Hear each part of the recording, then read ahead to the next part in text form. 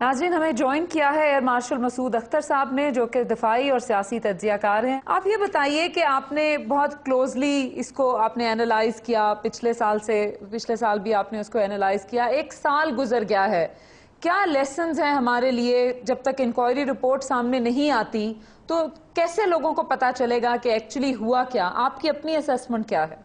बहुत शुक्रिया। मेरे ख्याल में पिछले साल भी इतने प्रोग्राम हुए इस अनफॉर्चुनेट इंसिडेंट पे कि काफ़ी चीज़ों का अंदाज़ा हमें हो चला था, लेकिन क्योंकि वॉइस रिकॉर्डर और फ्लाइट रिकॉर्डर वो जो ब्लैक बॉक्स में से निकले, जिसमें कि सारी इंफॉर्मेशन है कि उन आखिरी वक्तों में, लम्हों में क्या कुछ हुआ, जहाज़ की स्पीड क्या थी, इंजन पावर्स क्या थी, जहाज़ का एटीट्यूड क्या था।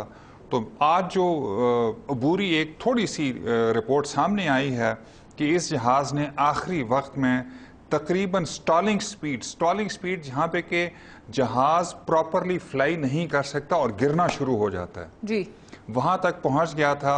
और दूसरी चीज़ पता चली कि कप्तान ने को पायलट से, जो कि ना तजुर्बाकार थे, दूसरा मिशन था उनका इस जहाज़ के ऊपर, उनसे आखिरी वक्त में कंट्रोल लिया और उन्होंने पहाड़ियों को अवॉइड करने की कोशिश की। और उसमें तकरीबन 90 डिग्रीज आज अखबार में आया कि विंग बैंक था उस जहाज़ का जी, मतलब विंग्स वर्टिकल थे, उमूदी सतह पर थे। और ये वो रिपोर्ट तो नहीं है, सिविल एविएशन अथॉरिटी ने तो इसको ऑफिशियली रिलीज नहीं किया।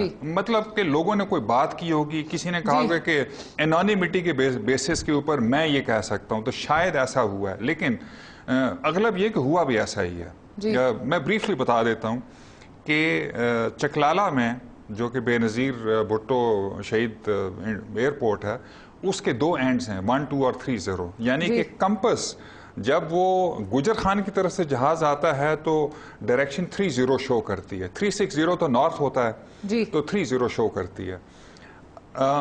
ILS इंस्ट्रूमेंट लैंडिंग सिस्टम खाली 3-0 एंड पे है जी।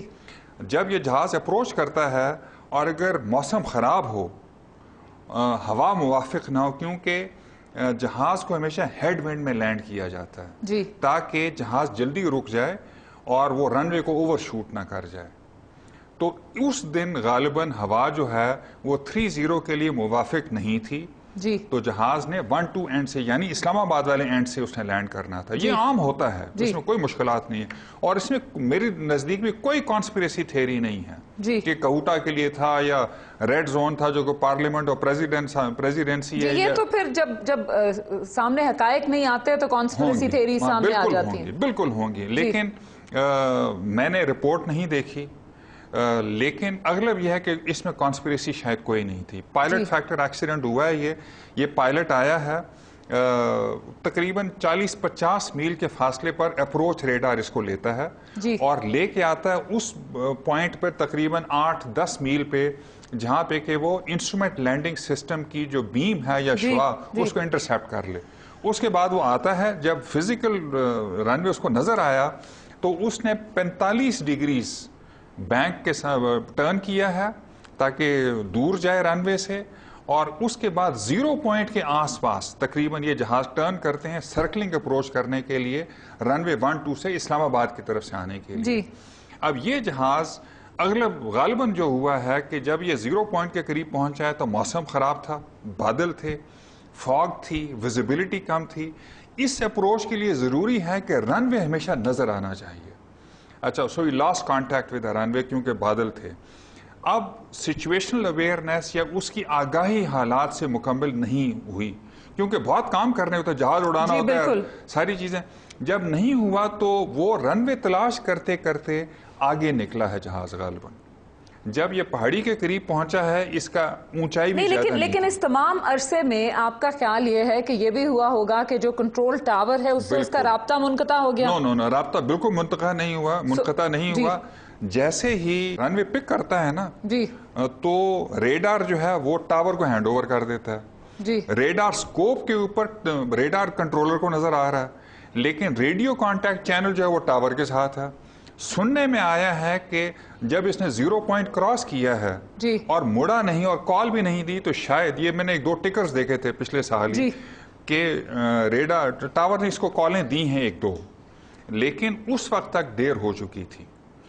रेडार जो एक्चुअली जिसको नजर आ रहा था ब्लिप के कहां पे है जहाज, उसके पास रेडियो कांटेक्ट नहीं था इस जहाज के साथ जी।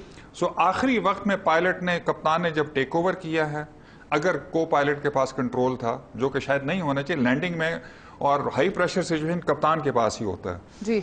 जब टेक ओवर किया है और उसने मिस्ड अप्रोच करने की या क्लाइंब करने की कोशिश की है तो इट वाज टू लेट और जहाज फुल पावर के साथ भी स्पीड गेन नहीं कर सका और जब उसने ऊपर चढ़ने की कोशिश की तो जहाज ने अगला है जो आज रिपोर्ट में स्टॉल किया है, जो कि फ्लाइट रिकॉर्डर में 100% आया होगा, ये 100% जो कि आया हुकूमत रिलीज नहीं करी। आप ये बताइए कि अगर आपने जो पूरा एनालिसिस दिया कि आपके ख्याल में ऐसे हुआ होगा, सो आप अगर रिस्पॉन्सिबिलिटी फिक्स करेंगे तो किस पे करेंगे? पायलट पे करेंगे, जहाज की मैन्युफैक्चरिंग के ऊपर करेंगे, कंट्रोल के ऊपर करेंगे, किस पे करेंगे? जिम्मेदारी किस किस की है जी। सिविल एविएशन की जिम्मेदारी है कि पायलट की सेहत को भी सर्टिफाई करे, एयरलाइन की भी है जी। सिविल एविएशन की जिम्मेदारी है कि जहाज की सेहत को भी सर्टिफाई करे जी। और सिविल एविएशन ही की जिम्मेदारी है कि कंट्रोलर्स की एफिशिएंसी और कॉम्पिटेंस को भी एग्जामिन करके उनको सर्टिफाई करे जी। हमारे यहाँ कहीं ना कहीं ये वीकनेसेस है। ये जहाज 8 साल पुराना था जी। 8 साल पुराना एयरबस कोई पुराना जहाज नहीं है जी। सो खाली हुआ है कि नंबर 1 शायद रेडार कंट्रोलर जिसको जहाज नजर आ रहा था उसने शायद ड्यूटी एयर ट्रैफिक कंट्रोल को नहीं बताया जल्दी, उसने शायद कॉलें दी हैं। सो काबिलियत के लिहाज से क्या पायलट इस काबिल नहीं थे जी। उसकी उम्र इतनी ज्यादा थी उनकी कि वो 60 साल की उम्र में पीआईए से रिटायर हुए। आईकाओ रूल्स के मुताबिक, इंटरनेशनल सिविल एविएशन रूल्स के मुताबिक उनको एक्सटेंशन कॉन्ट्रैक्ट दिया जा सकता है जी। तो वो गालिबन कोई 64 साल के हो गए थे जी। ये प्लस माइनस जी। एक पिछले साल मैंने प्रोग्राम किया तो उन्होंने ये भी कहा कि 62 साल तक पैसेंजर जहाज उड़ाया जा सकता है, ये भी रूल्स हैं, और 2 साल के लिए फिर खाली कार्गो जहाज उड़ाया जा सकता है कॉन्ट्रैक्ट पे। ये हुआ है या नहीं ये मुझे इल्म नहीं। सो एक तो चीज ये कि उनकी उम्र ज्यादा थी, दूसरा ये कोई क्लियर इंडिकेशन नहीं आई कि रात को वो किस वक्त तक जागते रहे, इसकी कोई क्लियर इंडिकेशन नहीं है जी। लेकिन जो फाइनल चीज हुई है कि आखिरी वक्तों में कप्तान की सिचुएशनल अवेयरनेस, हालात से मुकम्मल आ गई कि इंजन कहाँ पे है, एटीट्यूड कहाँ पे है, हाइट कितनी है, स्पीड कितनी है, कॉलें कहाँ से आ रही हैं, रनवे नजर आ रहा है या नहीं आ रहा।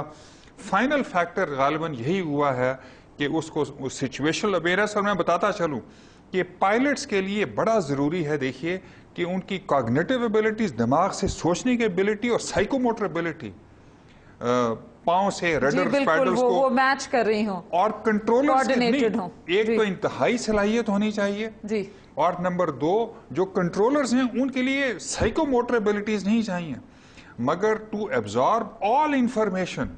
अब देखिए अटलांटा दुनिया का बिजिएस्ट एयरफील्ड है जी। उसमें हर घंटे में तकरीबन 30 से 40 जहाज लैंड करते हैं जी। मतलब हर मिनट, 1.5 मिनट, 2 मिनट के बाद एक जहाज लैंड करता है जी। तो इमेजिन कि वहां के लोग कितने काबिल होंगे। मैं ये नहीं कहता हमारे लोग काबिल नहीं हैं लेकिन शायद हमें गलती आफ्टर ऑल कहीं ना कहीं जरूर हुई है। आपसे गुफ्तगू जारी रखेंगे मसूद अख्तर साहब। एक ब्रेक पे चलते हैं नाजरीन, कमर्शियल ब्रेक के बाद आएंगे तो इसी मौजू के ऊपर गुफ्तगू जारी रखेंगे।